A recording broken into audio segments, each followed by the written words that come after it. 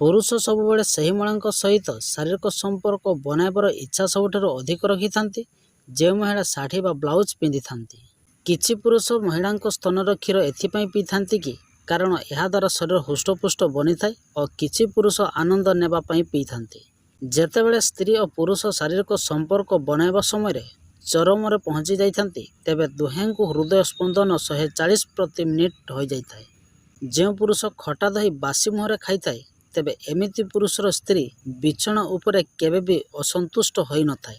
सबु महिला को शारीरिक संपर्क बनाइबा समय असली मजा सेतेबेले आसी थाए जेतेबेले कौनसी पुरुष तांको गुप्ता को निज जीभरे अधिक समय पर्यंत चाटी थाए।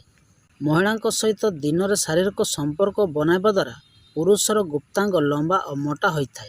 जो महिला सबुठारु अधिक टाइट कपड़ा पिंधि थांती तेबे सही महिला सबुठारु अधिक कामुक और सेक्सी होइथांती।